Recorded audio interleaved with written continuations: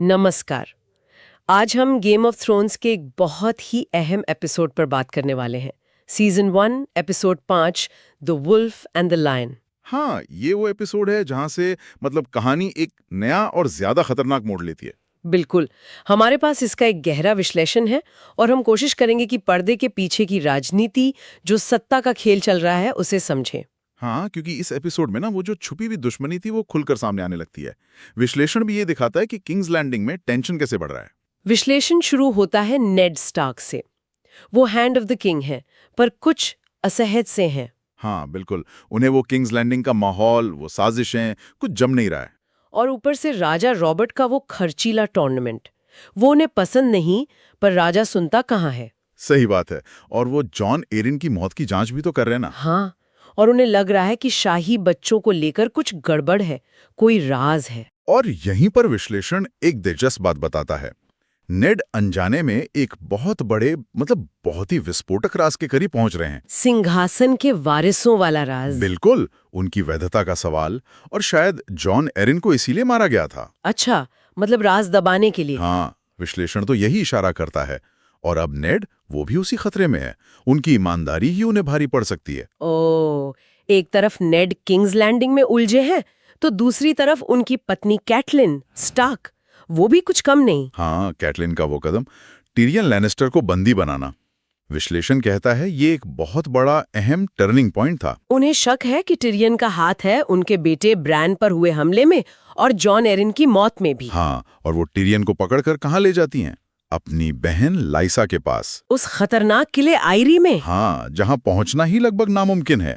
और वहां टिरियन को डाला जाता है उन बदनाम स्काई सेल्स में। वो खुली हुई कालकोठरियां, बाप रे। बिल्कुल। तो विश्लेषण ये कहता है कि कैटलिन का ये कदम, चाहे वो गुस्से में उठाया गया हो या शक में, इसने स्टार्क और लैनिस्टर परिवारों के बीच की जो दरार थी, उसे खाई बना दिया। हाँ बिल्कुल, एक ऐसी खाई जिसे भरना अब शायद मुमकिन ना हो। ये एक बड़ी राजनीतिक भूल साबित होती है। ये तो जैसे आग में घी डालने वाला काम हो गया। बिल्कुल।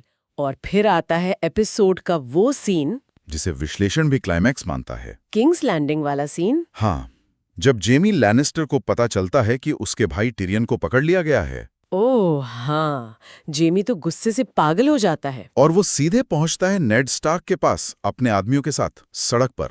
और फिर बातें नहीं होती, तलवारें निकल आती हैं। जेमी और नेड की लड़ाई। हाँ, विश्लेषण इसी पल को मार्क करता है जब लैनिस्टर परिवार खुले तौर पर स्टार्क के खिलाफ खड़ा हो जाता है। अब ये सिर्फ अंदरूनी साजिश नहीं रही, ये खुली जंग का ऐलान था। बिल्कुल। नेड स्टार्क उस लड़ाई में बुरी तरह घायल होते हैं। अब भेड़िया और शेर, स्टार्क और लैनिस्टर, आमने सामने थे, कोई लाग लपेट नहीं। तो इस पूरे विश्लेषण का निचोड़ क्या है? मतलब इस एपिसोड ने क्या बदल दिया? निचोड़ ये है कि गेम ऑफ थ्रोन्स अब सिर्फ बातों और इशारों का खेल नहीं रहा। तलवारें खींच चुकी हैं। हाँ, स्टार्क लैनिस्टर दुश्मनी एक नए बहुत ही खतरनाक लेवल पर पहुंच गई है। अब खून बहेगा। विश्लेषण ये भी दिखाता है कि कैसे जो निजी फैसले होते हैं ना, जैसे कैटलिन का फैसला या जेमी का गुस्सा, हाँ, वो कैसे पूरे राज्य की किस्मत बदल सकते हैं। पारिवारिक वफादारी, अपना सम्मान, ये चीजें कितनी भारी पड़ सकती हैं। सही बात है। ये सोचने वाली बात है कि जब किसी का अपना बदला या परिवार की इज्जत सल्तनत की भलाई से टकराती है, तो अंजाम क्या होता है? तबाही, है ना? जैसे एक छोटी सी चिंगारी और पूरा जंगल खाक। बिल्कुल। ये एपिसोड हमें इसी खतरनाक मोड़ पर। तो दोस्तों, ये थी कहानी Game of Thrones season 1 episode 5 the wolf and the lion की।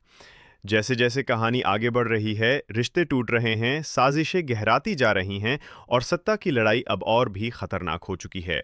अगर आपको ये वीडियो पसंद आया हो तो लाइक ज़रूर करें, कमेंट करके बताएं कि आपका इस एपिसोड का फेवरेट मोमेंट कौन सा था। और अगर आप भी इस गेम का हिस्सा बनना चाहते हैं तो चैनल को सब्सक्राइब करके बेल आइकन दबाना ना भूलें। टेल्स फ्रॉम ट्रेल्स में हम हर हफ्ते लाते हैं ऐसी ही कहानियाँ। तो मिलते हैं अगले एपिसोड में, जहाँ शुरू